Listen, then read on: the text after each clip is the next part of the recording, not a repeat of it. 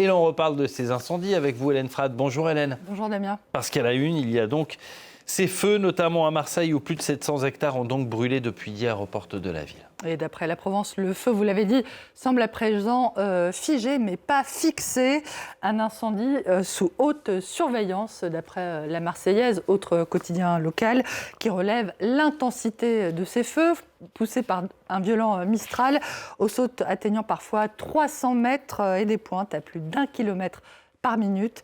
Des habitants de Marseille, mais aussi de Narbonne, également touchés par de violents incendies, qui témoignent de leur effroi dans Libération. Le journal rappelle que le phénomène touche toute l'Europe et que chaque année, le continent connaît une augmentation de la superficie brûlée par des feux de forêt, avec une récurrence de plus en plus commune. Nous sommes entrés dans une nouvelle réalité à laquelle nous ne faisons encore que péniblement nous adapter, écrit Libé. Sommes-nous prêts? Voilà pour la question ce matin du côté du Parisien, aujourd'hui en France. Et d'autant qu'en Espagne, cette fois, le feu a ravagé près de 3200 hectares près de Tarragone, en Catalogne.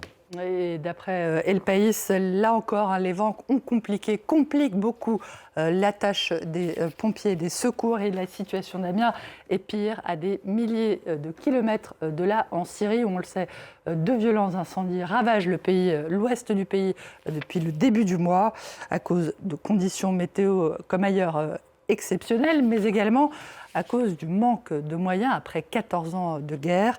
Le gouvernement syrien en appelle, vous le voyez ici à la une du quotidien saoudien Arab News, à l'aide de l'Europe. Et Chypre, d'ailleurs, envoie des avions bombardiers d'eau. Retour en France, Hélène, où le Parlement est en session extraordinaire jusqu'à la fin de la semaine. Avec 6 textes à boucler, a priori, les parlementaires ont du pain sur la planche, mais d'après l'opinion, une partie d'entre eux semble déjà partie en vacances, surtout dans le camp présidentiel. Le journal évoque la lassitude du bloc commun 1 an après la dissolution, qui tranche, selon lui, avec l'opportunisme et la discipline du Rassemblement national, de plus en plus influent au Palais Bourbon. Le Rassemblement national, dont la présidente du groupe à l'Assemblée, une certaine Marine Le Pen, annonce sa décision de saisir la Cour européenne des droits de l'homme. Le Huffington Post rapporte en effet que la fille de Jean-Marie Le Pen demande la levée en urgence de la mesure d'exécution provisoire de la peine d'inéligibilité qui a été prononcée contre elle en mars dernier dans l'affaire des emplois des assistants du Front National au Parlement européen. Le site relève l'ironie de la situation, Marine Le Pen ayant très souvent pointé du doigt cette CEDH, estimant par exemple qu'elle constitue, je la cite, une atteinte à la souveraineté de la France ou qu'elle serait, je la cite toujours, un organe politique grisé par son propre pouvoir. Les relations décidément compliquées du RN avec l'Union européenne, dont il est aussi question ce matin du côté de Libération.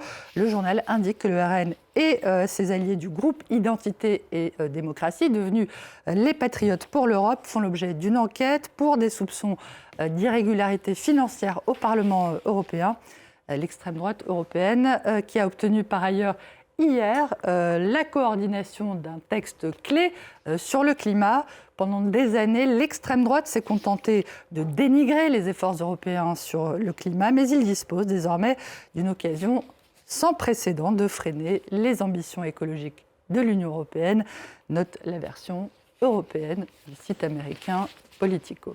Voilà, alors que l'Europe brûle. Dans l'actualité de l'UE également, il y a la décision du gouvernement de l'Est libyen, ce gouvernement qui n'est pas reconnu par la communauté internationale, de refouler à leur arrivée 4 responsables européens. La Repubblica raconte que le commissaire européen à la migration et 3 ministres européens venaient à peine d'arriver hier à Benghazi, dans l'est du pays, aux mains du général Haftar, quand ils ont été sommés de repartir aussitôt, accusés entre autres de manquer de respect, je cite, envers la souveraineté libyenne. On le sait, la Libye est plongée dans le chaos depuis 2011, depuis la chute de Muammar Kadhafi. Elle est devenue depuis une plaque tournante pour des dizaines de milliers de migrants cherchant à rejoindre l'Europe par la mer. Le Monde fait état de l'interception ces 3 derniers jours de 113 clandestins au large de la Libye, où 3 migrants ont par ailleurs été retrouvés morts sur une plage de Misrata. Hélène, un mot à présent de la décision attendue aujourd'hui devant la Cour d'appel de Paris sur un nouveau mandat d'arrêt émis par Bucarest contre le Prince Paul de Roumanie. L'essentiel parle du plus grand scandale politique qu'une famille royale est connue. Mais de quoi s'agit-il, me demanderez-vous? Le site d'info luxembourgeois précise que cet homme, Paul Philippe Al-Romagnei, dit Paul de Roumanie, qui est né en France, est accusé d'avoir œuvré avec une bande d'escrocs pour récupérer des propriétés revendiquées en tant qu'héritier de la famille royale roumaine qui a été chassée du pays en 1947. La justice française a rejeté une première demande d'extradition roumaine en 2023, estimant que son droit à un procès équitable n'avait pas été respecté. Mais la Cour de justice européenne a estimé depuis que cette décision était, je cite, contraire au principe de confiance mutuelle entre pays européens. D'après Ouest France, l'intéressé considère, lui, que cette affaire est un procès politique et que ce procès est motivé par son statut et ses ambitions monarchistes. Bien sûr. On termine cette revue de presse aux États-Unis. Les États-Unis où un imposteur a tenté de se faire passer pour Marco Rubio. Oui, le Washington Post révèle qu'un individu se faisant passer effectivement pour le secrétaire d'État a contacté des ministres des Affaires étrangères, un gouverneur et un membre du Congrès en leur envoyant à la fois des messages vocaux et des SMS, imitant la voix et le style sans doute inimitable de Marco Rubio, grâce effectivement à l'intelligence artificielle. D'après le journal, cette tentative d'usurpation d'identité au sein de l'administration Trump n'est pas une première, au point que le FBI a lancé au début du mois de mai cet avertissement.